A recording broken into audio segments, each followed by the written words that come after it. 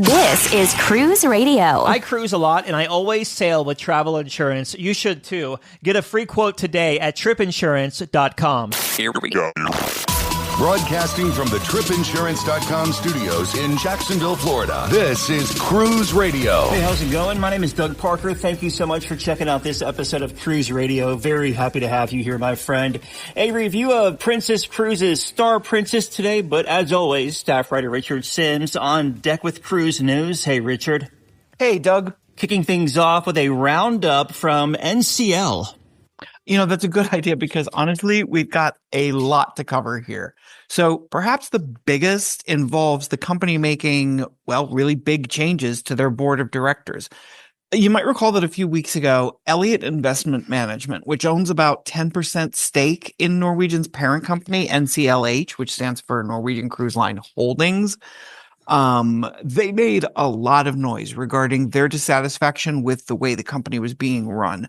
One of their complaints involved people on the board of directors not having enough relative experience.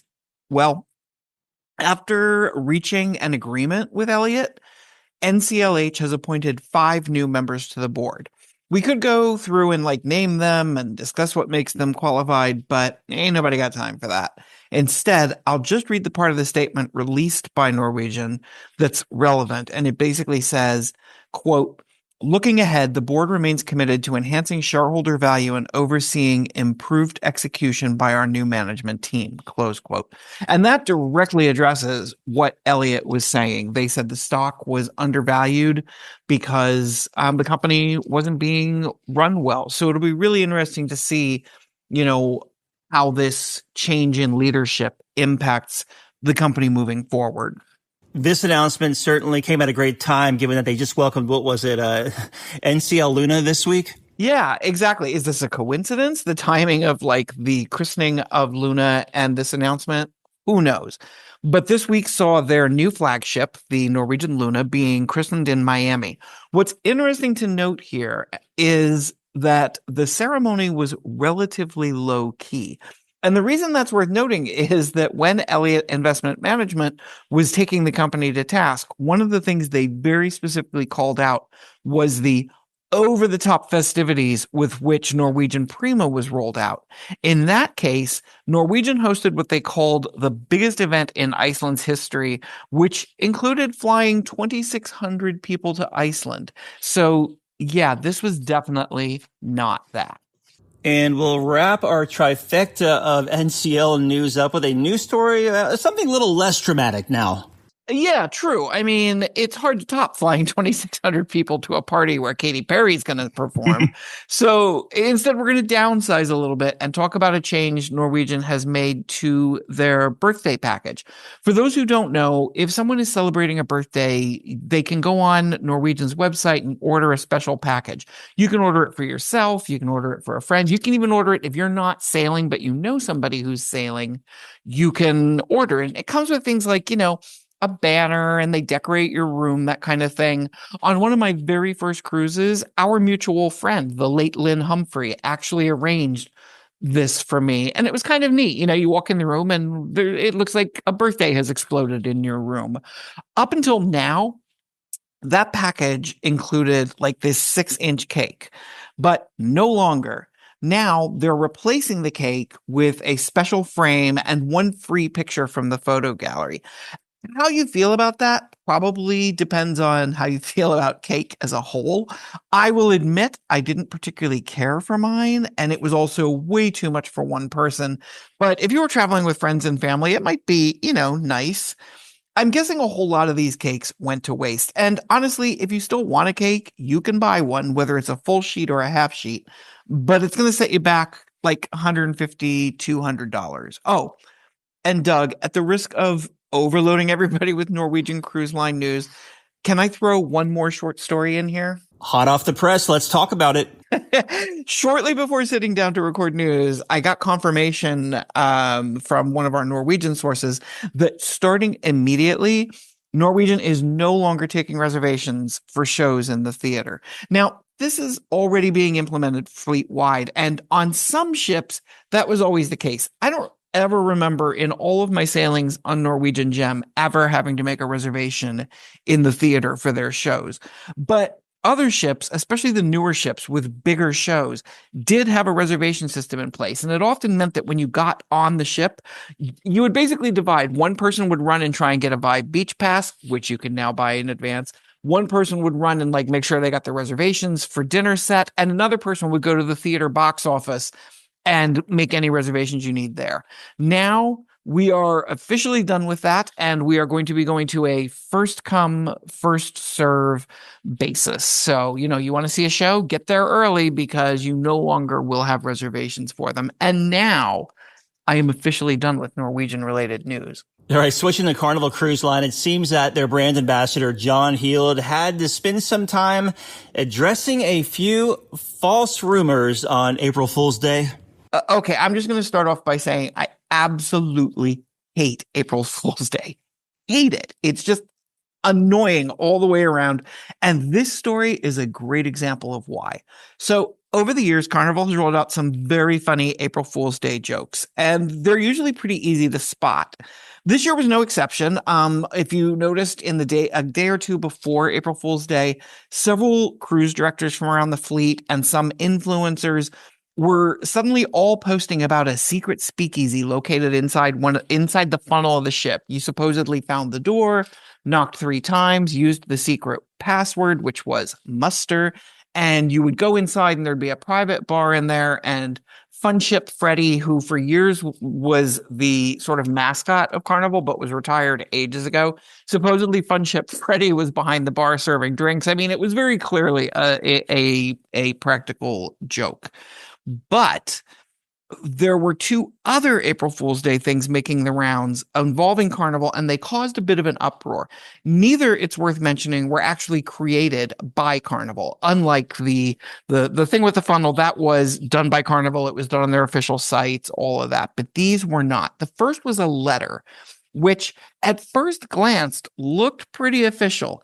And it said that as much as they hated to do this, Carnival was no longer going to allow people to hide ducks on board. It's kind of easy to see why this one worked and why some people thought it was real.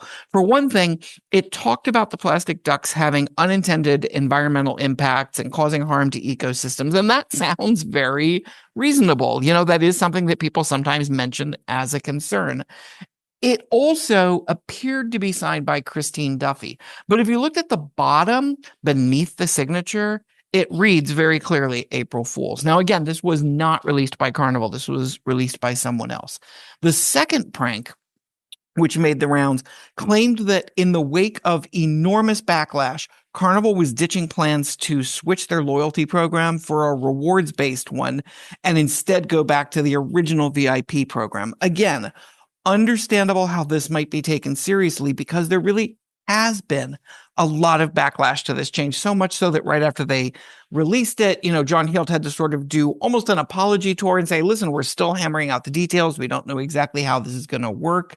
So again, this seemed believable, but yet again, John Heald was out there online repeatedly letting people know that neither of these 2 rumors that were making the rounds, thanks to April Fool's Day, were true. Moving on with a story in San Diego that definitely wasn't a joke, or maybe it was a bad joke. No, it definitely isn't. Although it's looking as if it might have been someone's idea of a prank. Earlier this week, someone called in a bomb threat to the San Diego Harbor Police. The call came in around 7 a.m., which coincidentally pretty closely tied to the time that the Disney Wonder had arrived in port. Everything at the port was locked down for about 2 hours, which meant both debarkation of the ship and later the embarkation of the next set of guests were delayed. I haven't seen any update since the port was cleared by canine units. And unfortunately, as is often the case with things like this, we will probably never know who made the call, let alone why. And finally, let's wrap up things with a bit of news that is literally huge. Yeah, things don't get much bigger than Royal Caribbean's Oasis class ships. Every time one comes out, they get this whole spate of stories about how it is, the new largest ship in the world. But in this case, everything about the ship is big. It's going to be it's the hero of the seas. It'll be sailing out of Miami next August, and bookings are now open. All you really need to know is that everything about it is like humongous. Bigger pools, more restaurants. They pretty much broke out every superlative they could find in describing this ship and its features. The one thing that's getting the most attention, and I mean, it certainly got mine, is the ultimate family treehouse. This suite spans 3 decks, sleeps up to 12 guests, including a rooftop terrace with a private whirlpool. It has a living room, a room specifically designed for teens that spans 2 decks, so you can put like 2 downstairs and 2 upstairs, a game room. I mean, honestly, it kind of has to be seen to be believed. Even the renderings are just jaw-dropping.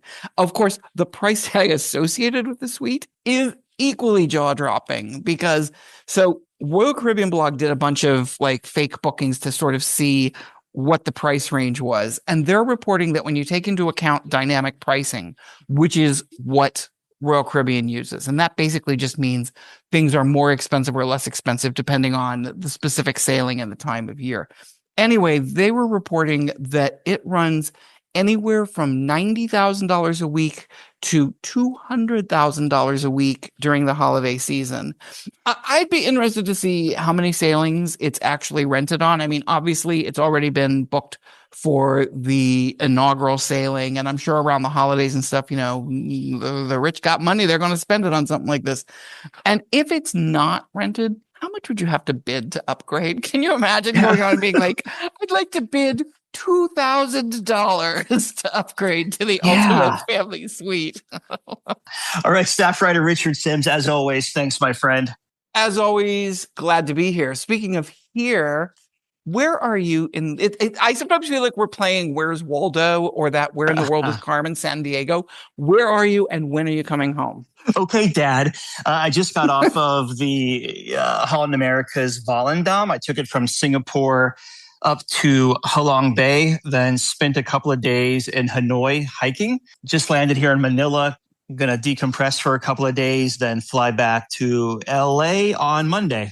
Am I right that was part of, you did like a segment of one of their gigantic world cruises? Yeah, and we'll have to talk about it when I get back and I'm not like in a crappy, echoey hotel room, but I took so much away from taking just a small segment of a world cruise. It's a floating community, man. It's just so cool how people walk by you and talk to you, and not everyone has their phone as a barrier to avoid, conversation with someone else or eye contact. It's just the greatest. It's something I needed, and I can't wait to talk about it more when I get back. Yeah, if you want a preview of that conversation that we're going to have down the line, go to cruiseradio.net and you'll find some stuff that Doug has written about it. And it's really just incredible to read. I really, really enjoyed it. I appreciate that, man. We'll talk to you next week. See you then. Have a tip or a lead on a news story? Let us know. Email tips@cruiseradio.net. A big question we get at Cruise Radio is, how do I know if I need trip insurance? Simple answer. If you're getting on a plane, taking a road trip, or getting on a cruise ship, you need to have travel insurance. Hey, it's Doug Parker from my friends at tripinsurance.com. Not only does tripinsurance.com protect your vacation investment, but it also gives you peace of mind in case anything were to go wrong on your trip. How do they do it? They offer 3 different types of trip insurance policies. Good, better, and best. One policy for every vacation budget. But it doesn't just stop there. They're up to 40% lower when you shop around on other comparison sites. Plus, tripinsurance.com offers 24-hour customer support before, during, and after your trip, online claims assistance, and travel alerts to let you know what's going on at your destination. But find out for yourself. Check out tripinsurance.com. John just returned from a 7-night cruise on Princess Cruises' Star Princess. It was an Eastern Caribbean sailing out of Port Everglades, and he joins us on the line. Welcome back, John. Hi, Doug. Thank you for having me. Yeah, man, excited to get another take on Star Princess here. Haven't really heard one since I did it, that partial transatlantic back at the end of last year. So you're in the upstate New York area. You had to make your way down to Port Everglades. Give me some pre-cruise thoughts. What made you want to take this 7-nighter? Sure. So my partner and I are teachers in Westchester County, which is a suburb just out of New York City. And each year we get a February break. It's a week long, and we escape the winter blues by taking a cruise with our two friends. We're both retired teachers, and it's become something of an annual tradition. Did you get caught in any of those crazy snowstorms happening in February? Well, funny you should ask. We were very lucky. We actually came back the Saturday before all of that started. So we were spared. Mm-hmm. But I do know I had an unfortunate colleague who went to Iceland who was trapped there for an extra 3 or 4 days. So you make your way down to Port Everglades. Yeah, you were telling me before we started recording here, your Hampton Inn that you stayed in was a little gross. It wasn't necessarily the whole property. It was just the rooms had been sort of lightly upgraded. It was clearly a cosmetic reno, and it just kind of smelt faintly of cigarette smoke, and the floors were a tad sticky. And, when I looked at the bottom side of my socks, it was not pretty. So, Well, hopefully Star Princess was a little bit cleaner, which we'll jump to that now. So it's embarkation day. You make your way to the cruise terminal. How was the embarkation? How long did it take from the curb to the ship? And did you pre-order the ocean medallion before sailing? Yes, we got the medallion in the mail first. And I think because we had the Princess premiere, they waived the delivery fee. That used to be something that was just included, but they have clawed that back, unfortunately. But embarkation was a breeze. I mean, getting to the terminal, frankly, was carnage. There were 8 ships in port. The traffic really reflected that. We spent an hour in our Uber just crawling through 2 miles. But once we finally got through all that gridlock, we were on the ship in under 12 minutes. All right, so you make your way on board Star Princess, your first time on one of their Sphere-class ships. So what did you think of it and your first impressions? I'll take a step back and preface by saying that there's kind of a theme to this review here. And the central question is, can Princess's brand of premium cruising really scale successfully to a mega ship? And to be frank, the first impressions were slightly underwhelming. I mean, granted, I probably could have entered through the engine room and I still would have been excited, but unlike the Royal class, where passengers usually embark directly into the piazza, you board the Star Princess through kind of this tendering vestibule. And it's really not a dramatic introduction that you would hope for stepping onto a new ship. We booked the ship 560 days in advance before it was even built. So the expectations were really kind of through the roof. I probably should have tempered them a little bit. But aside from that slightly underwhelming first impression, once we made our way up a few decks in search of lunch, we found the Aurora dining room, and the ship very quickly began to reveal many, many strengths. The overall impression is one of sleekness, of modernity. It is immaculately clean. Every surface is polished. Every corner is very carefully maintained. The ship feels expansive. It feels airy. The decks feel like they're taller than those on the Royal class. And the design, as you know, the Sphere class, and also the XL class with Carnival and that sort of platform of ship, it really does allow light and space to just circulate in a way that makes the interiors feel very open and very inviting. How much of a departure is the piazza on this Sphere class Star and Sun Princess compared to the Royal class? It is a departure. I don't know if I would characterize it as a radical departure. I think the decor is generally very elegant, very refined. I do find myself agreeing with some cruisers who feel that certain areas do kind of verge on being a bit bland, being a bit beige. The piazza especially. The glass structures are striking and they do create that connection to the sea, but the space itself and the color palette is quite cold and it lacks a little bit of that sparkle. They've really stripped out a lot of the gold and the glitz. And I can appreciate going in a more understated direction, but I think that the Princess ships kind of need a little bit of that gold and a little bit of that glitz.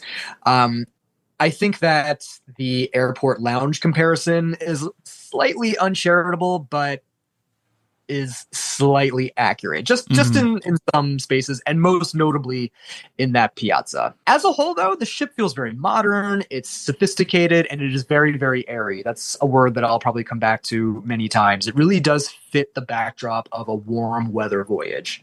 Yeah, when you say airy, that checks out. I remember sailing that partial transatlantic on it when it first left Barcelona, and I always found myself on sea day sitting just outside of that international cafe where that sphere protrudes out, and it was amazing sea day views. It's a very striking, architecturally impressive space. And the surrounding areas, like Crooners, feels very rich, very inviting. It's just a shame that that central area does not have quite the wow factor that it does on the Royal Class ships. Now, granted, I know that those Royal Class ships, particularly that Piazza space, do have some detractors. The phrase "Cheesecake Factory at Sea" has been floated about, and I do understand that to a certain extent, but I kind of like that. It feels very cruise ship. It feels very sort of grand and glamorous, a little bit kitschy and over the top. I think if they could have maybe saved a little bit of that and brought it over to this Piazza, I think they would have been better off. What kind of stateroom did you book for this 7-night sailing, and how did it stack up for you? Oh, so the stateroom was a real highlight. So because of our casino offer, we decided we were going to pay the difference and upgrade to a cabana mini suite. And I can say without any hesitation, this cabin was definitely one of the highlights of the trip. It is in a location, so it's not like other cabana mini suites where the balcony opens up onto the promenade deck and you have kind of like that sun deck area. This was actually on the on one of the, it was, oh my goodness, was it the starboard side, the port side, one of the spheres, one of the humps. It was like right at the edge of it, so it was very expansive. The decor follows that princess palette. It's neutral stone tones with kind of these pops of gold accent colors. The layout, I think, is a noticeable improvement. It's much more refined than the Royal Class. Gone are those awful Fincantieri plastic bathrooms. Well, they're still plastic, but the plastic has been like printed to look like it's marble, and the effect is much more visually pleasing. The shower is mercifully equipped with the long-awaited glass door. It's spacious. The water pressure was excellent. The water was hot. It does come at the sacrifice of that walk-in closet, but honestly, I never really found that to be much of an asset. I thought the available shelving in the cabinetry was more than sufficient. We even had a couple of empty drawers to spare, so storage was not a problem. I appreciated the cabin lighting. I do feel like I'd be remiss if I did not mention the cabin lighting. They do have like that really soft beauty lighting. I do not think I've ever looked quite so good in a mirror, and it's throughout the cabin. It's really, really nice. The whole effect is just very calm, very serene. The living area is comfortable. It's nicely proportioned. The centerpiece, of course, is the cabana itself. So for anyone who may not know this particular category of cabin, I don't know if they offer it on the XL class. I do know they have the conservatory balconies on the P&O iteration of these ships, but basically the layout creates like this indoor-outdoor sort of conservancy, so you have this extra space between your cabin and your balcony. So you have these traditional balcony doors that open into a cabana space. It's got a nice chaise lounge, a coffee table, a television. It's got some nice like wood paneled accents. It really, really feels like a nice patio area. And then from there, you have a second set of balcony doors that lead onto the actual balcony. And because this balcony is on deck 12 along the outer edge of that sphere structure, the balcony is enormous. So when you open these cabana doors and you can fully retract them, this entire space becomes this single expansive outdoor area. It's easily half the size of the cabin itself. It was magnificent. It was actually large enough that we were able to host our two friends who were traveling with us for a little sail away party. We've never done that before. It really was marvelous. I thought you were going to stay large enough to drag your mattress out there. I would never, Doug. I would never. Question though, I remember yes. I walked through this area when the ship was being built, so it's kind of like it was halfway done. Are there multiple decks to the cabana deck, or is it like Carnival's Havana space where you walk out and you have your own little private balcony space, like Lanai? It's a little bit of a hybrid. So you do have the lanai. So like you do walk out onto your balcony, which is not private in the least. And your balcony opens up onto the cabana deck. That is not the category of stateroom that we had. Okay. Our balcony, because it was on the higher deck on deck 12, and because it was on the outer edge of that sphere that juts out from the superstructure, it was completely private. Okay. And it was not obstructed by another layer of glass that you get with, because that I think is one of the biggest drawbacks of that lower category of cabin on the cabana deck, is that in between your balcony, you also have the cabana deck, and then you have this like double high railing with another set of glass. I think they should sell them as obstructed cabins personally, but yeah. Let's talk all things food about Star Princess here. The buffet area first, which is called the Eatery on this one, on a lower deck outside of the International Cafe.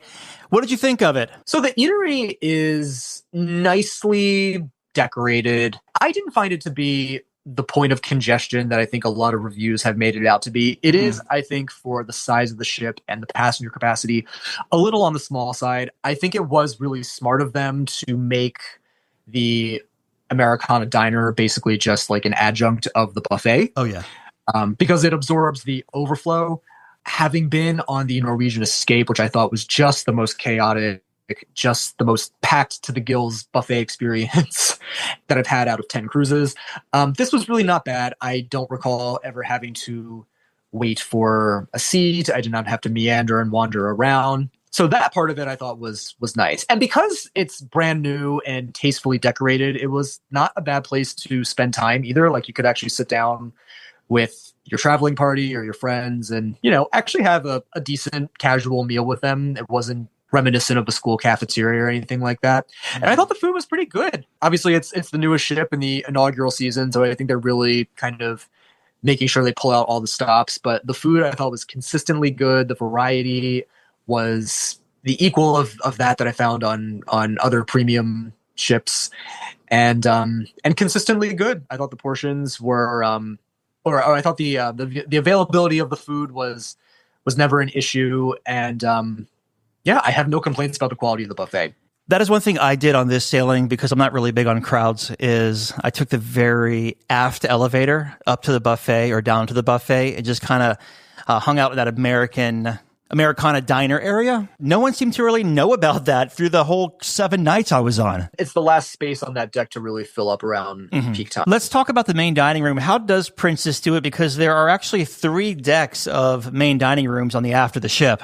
So they offer set and anytime. So they have essentially one large dining room at the aft, and it is broken up into like like a lower level on deck 6, and then an intermediate level on deck 7, and then on deck 8. But the highest level of it is reserved for sanctuary. The intermediate is for anytime dining, and then the ground level or the entry level is for traditional fixed seating, which is what we did, the Aurora dining. How was the food and service? I thought the experience really met every expectation. The food was fresh, flavorful, attractively presented. I thought the portions were sensible, and the service was consistently attentive. We really had no complaints. Did you do any specialty dining on this 7-night cruise?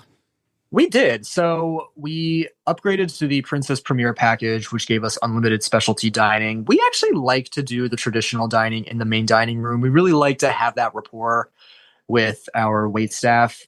So we just did 2 specialty restaurants. So the first one we did was Umai Hot Pot. And it was a little bit of a mixed experience. Of course, we expected that teppanyaki style dining was going to be, shall we say, lively. But the energy really sort of bordered on chaos. The singing and clattering just became interminable. And at one point, the chefs appeared to have cycled through their entire repertoire of songs, and then they started again from the beginning. There was like no reprieve, there was no rest. So it was constantly noisy throughout that experience. The food itself was pleasant enough. I don't think it was memorable enough for me to want to really go back. The hot pot concept, I think, is more appealing in theory than in practice. You know, you imagine cooking a variety of meats and seafoods and all these flavorful broths, but it just becomes like this juggling act of like tracking down which utensils have touched raw ingredients and which ones have touched seafood. So the end result was, you know, you end up with a plate of kind of sad looking boiled meats that you just dip into delicious sauces. I would much prefer to have like a trained professional who knows what they're doing kind of handle that process.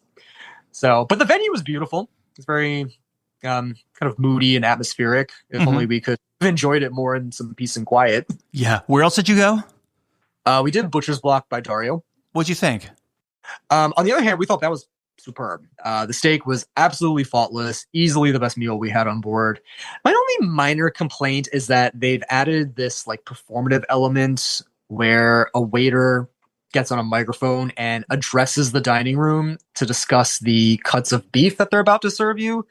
I don't know. Maybe I'm just a curmudgeon, but I think as a general rule, microphones should probably not be anywhere near a restaurant. When I did Dario's, it was like a Brazilian steakhouse. They just kept circling with the meats. Is it still like that? Yes, but it's not quite as gratuitous as it is on, like, say, Norwegian, where it's just like this constant parade of meat. It's a little bit more restrained. Okay. I mean, not restrained. Like you certainly do not leave that restaurant hungry, right? But it doesn't feel like this smorgasbord of just gratuitous eating all the time. Because you had the package, you had Alfredo's Pizzeria included in that. Did you hit that up at all? We did. Yes, we did Alfredo's. We did the International Cafe. Both delivered, reliable, enjoyable snacks throughout the week.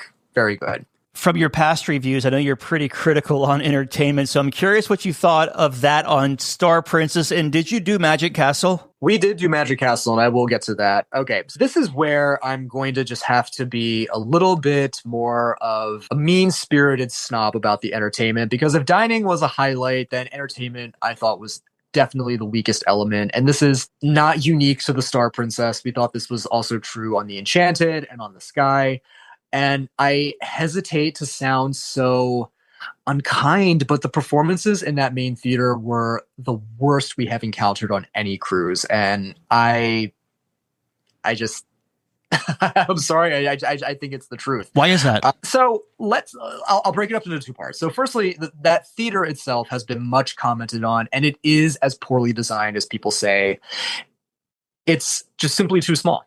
It's way too small for a ship of that size.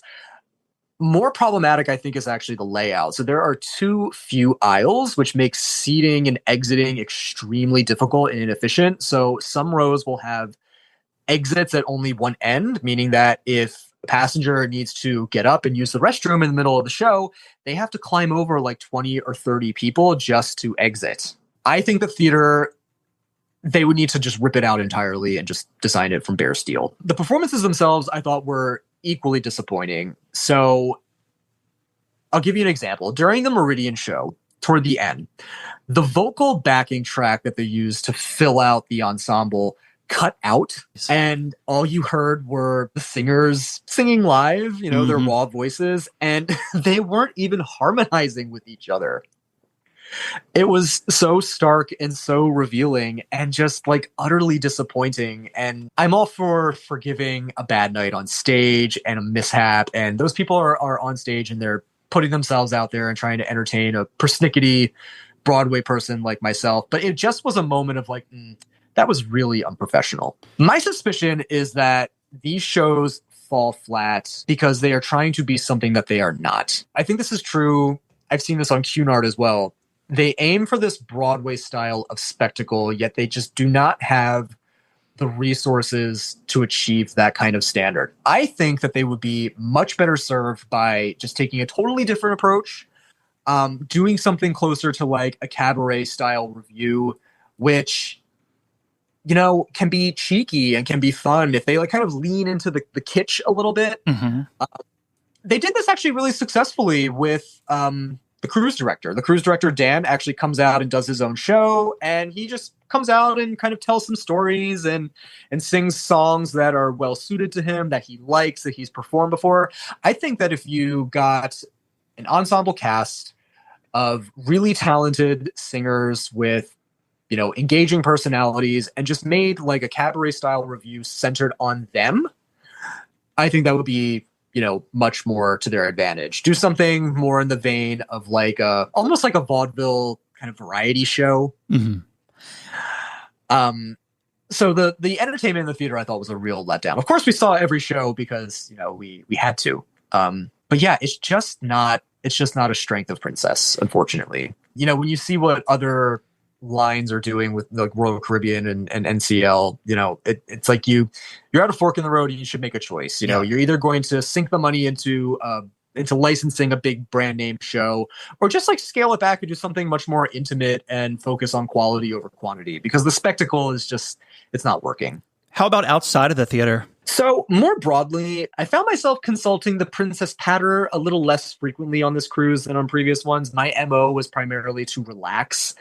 I will say the entertainment schedule felt a little bit more sparse than it did on the Enchanted the voyage I took on the Enchanted last summer, which I also reviewed. I found that many of the events I found problematic because they were really just thinly disguised sales pitches. I mean, they're always there, but I thought the proportion on this trip was a little bit more skewed in favor of the revenue generating things rather than the trivia and the game shows. Those were still there. They were still there. I seldom got to see them because Princess Live is also far too small. But I did find the guest performers to be very enjoyable. Although one acrobatic duo, one half of that duo, unfortunately suffered a pretty bad injury rehearsing in the piazza. So that sidelined a good performer. But the live music around the ship I thought was generally very good.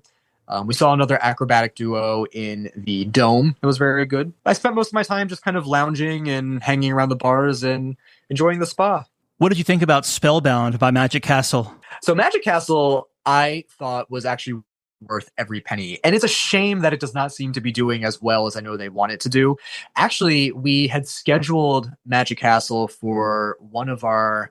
Was it a sea day? I'm not quite certain what day it was, but we scheduled it for like 9:30, and they actually called us to tell us that we were the only reservation for that time slot and to ask us if we could move to an earlier time slot, which we did. It was fine. But I thought it was great. I thought the cocktail menu was superb. I thought the magic performers were excellent. It was a lot of fun. And the space itself is like so well themed and decorated. Very immersive. I think they really hit a home run with that venue. It's a nice touch on a princess ship because I know that some of the critiques of Princess is that it can be not just in terms of like their decor and their overall vibe, but like even their entertainment can be like a little bland. So I thought this was actually kind of something nice to give passengers another option that's not in the Carnival vein or the Royal Caribbean vein, but just something a little extra that is fun and a little unusual, a little eccentric. So I thought they did that really well. It's unfortunate that in a year, they'll probably turn it into an annex of the casino because it does not seem to be attracting the crowds that they are hoping for. If someone were to ask you what even is Spellbound by Magic Castle, like how would you describe that to a friend? It is a cocktail experience that is punctuated by some very good and very savvy illusionist work. You come in, there's lots of things to look at. That's actually kind of part of the experience. The decor is like so rich and it's like memorabilia layered upon memorabilia. So part of the fun is actually just getting up and like exploring the room. The cocktail program includes 2 complimentary drinks. They're very good. It is disappointing that the drinks are not covered in your premier package. I think that is probably a big deterrent for a lot of people. And then after some time spent sipping cocktails and mingling, a waiter comes over and directs you to the bar area where one of the bartenders comes and does some illusion work, which is a lot of fun. And then after that, you are escorted to a separate room where there's more of like a little bit more of like a fleshed out magic show that happens where they involve volunteers. The whole thing I thought was very savvy, very cool, not gimmicky. I would recommend. The casino on this ship is huge. So what did you think of the smoke situation in and around it? I spent very little time there. It is, I think, a substantial upgrade from the Royal class. It's bigger. And I think it does benefit from the increased deck height. It just feels much loftier. Overall, just a nice upgrade. It is smoky. Yeah. It is definitely smoky. I did not notice, like some other passengers have, that it wafts into the piazza and some of the adjacent areas. I did not find that to be a problem, and I am kind of sensitive to smoke. So I don't know if they have fine-tuned some of the ventilation in that space, but I did not find that to be a problem. Let's talk about the sea days as far as crowds and congestion. Internally, the ship rarely felt crowded, which I thought was a pleasant surprise given its size. The exterior decks, however, were really another matter entirely. So I have never seen such aggressive chair hogging around a pool on any ship. One morning, I woke up early to secure my sun lounger near the main pool, and I discovered that by the time I settled in at like 6:30, Virtually all of those prime spots had been reserved without a single person in sight, and they did not come back for hours. Oh, contrast that to my experience on the Enchanted Princess, where you could still find a decent sun lounger around the main pool by like 9:30. And this was true of all the flanking decks too. Even on the Enchanted, when, by the time the prime spots were taken, you could still go up a deck or, just kind of around to the side of the main pool bar area and still find like flanking seating. That was much more difficult on this ship. Even the aft Wakeview pool, which is a very nice area, that infinity pool is lovely. I never got to use it because it was always taken by people reserved. Seating was reserved basically from dawn. And that was disappointing because I really wanted to. It's a warm weather ship, and I did get to experience some sunbathing, but it definitely was much more of a struggle than I had hoped it would be. With you having that cabana cabin, did you have access to any areas with like its own pool? No. Okay, so I'm glad you mentioned this because I wanted to have a chance to talk about it. So my only gripe with the cabin is not even the cabin itself. It's with the way Princess categorizes it and prices it.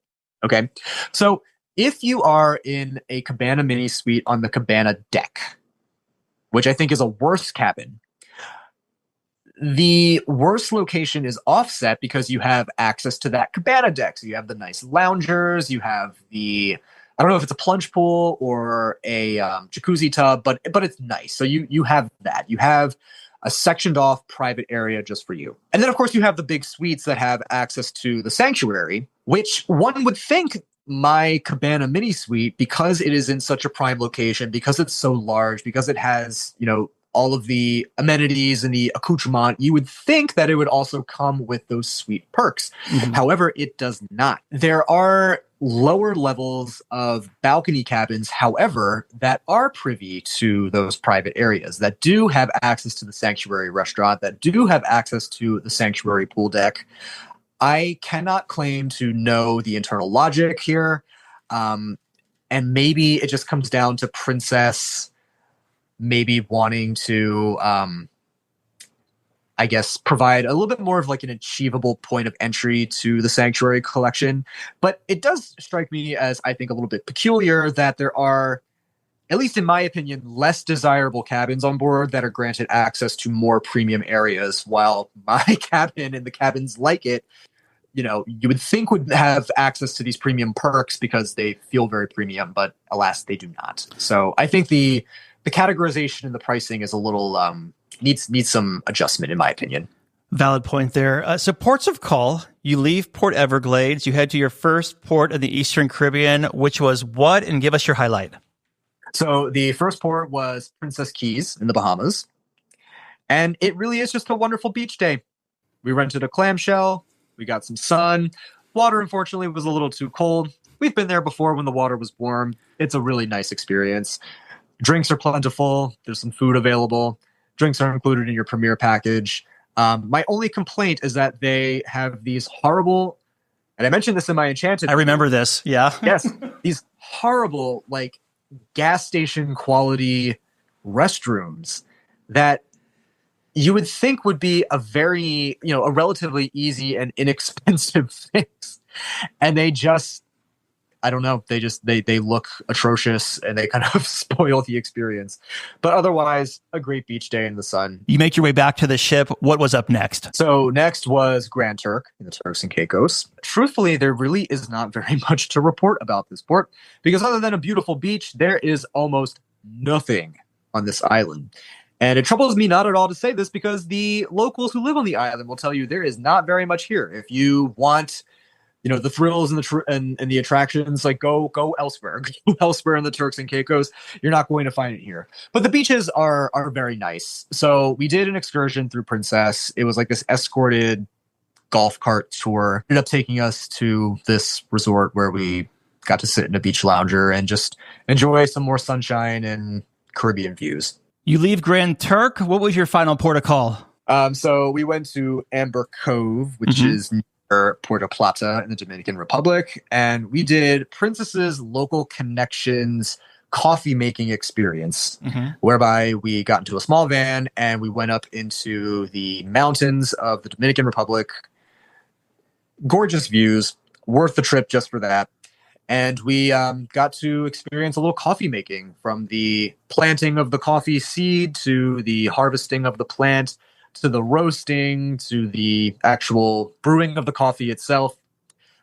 We got to have that hands-on experience directed by local people at an eco resort who do this for a living. And it was a great time. We got a little lunch, got to take in the beautiful vistas over Puerto Plata. Great time. So it sounds like you probably had, 3 ports of call and 3 sea days on this one? Yes. Okay, not bad at all then. So you make your way back to Port Everglades. How was debark? Debark was very easy. We did self-assist. We packed the night before, got a little breakfast in the morning, and I think we were off the ship by maybe between 8 and 8:30. Not bad at all. Let me ask you this, John. We may have spoken about this before on past interviews with Princess, but the medallion, can you share how the medallion works on board and what the process was like? You mentioned how frictionless it was when you boarded the ship, but how about during your sailing, either purchasing or embarking, debarking at different ports of call? How did that work? I am so glad you asked me this, Doug, because this figures very prominently into what I said was going to be the theme of this review, which is, does Princess's brand of premium cruising scale up to these big mega ships? And this was an area of significant disappointment. So what the medallion does, if you think of it as if you've been to Disney World, it functions like a magic band. It gets you access to your cabin. It scans you on and off the ship. You can make purchases with it. The dining and bar staff use it to bring you orders. But one of the most wonderful things about it, at least up until this experience, was that it gave you access to Ocean Now. And Ocean Now is a delivery service. So on the Enchanted Princess, I could order champagne, real champagne, to my cabin.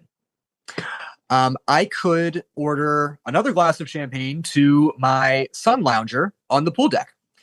I could order almost anything, almost anywhere. And that is really the way they sell this product, right? How wonderful, how convenient, how much access we're giving you, right? You don't have to get up off your sun lounger and walk to the pool bar where there might be a crowd of people, 15 to 20 deep. You can just place an order, and within 15 to 20 minutes, someone will arrive, and there's your champagne, or there's your margarita, or there's your, charcuterie board, or you understand. That has been significantly scaled back on the Sun and the Star. Because as it turns out, these ships are so big, and they do not have the staff to actually make this work. Now, granted, I understand that it's not reasonable to expect that, I could go to some obscure corner of the ship and order dinner and someone would come find me, right? But they have so severely curtailed both the availability and the variety of this offering that it truly may as well not exist. So I was able to order room service to my cabin, which was nice. The room service menu is radically scaled down, whereas before I could get, again, a glass of real champagne, not Prosecco, not just a dry brut, but real champagne. Now I get a can of bubbles. Mm-hmm. So the variety is greatly diminished. And also the availability. You can only use the app in certain main areas during very limited hours. So the effect was that I actually never ended up using it throughout the ship at all. There was one time I was laying in my sun lounger within view of the main pool. It wasn't I was, on the opposite end of the ship. I could literally look down and see the pool bar, again, 15 to 20 people deep. And I couldn't order a drink. Mm-hmm. And it was just sort of a moment of stark comparison that I found myself coming to again and again. It's this experience. This is also kind of another theme of the trip. It's this experience was better on the Enchanted. It's better on the slightly smaller class of ship.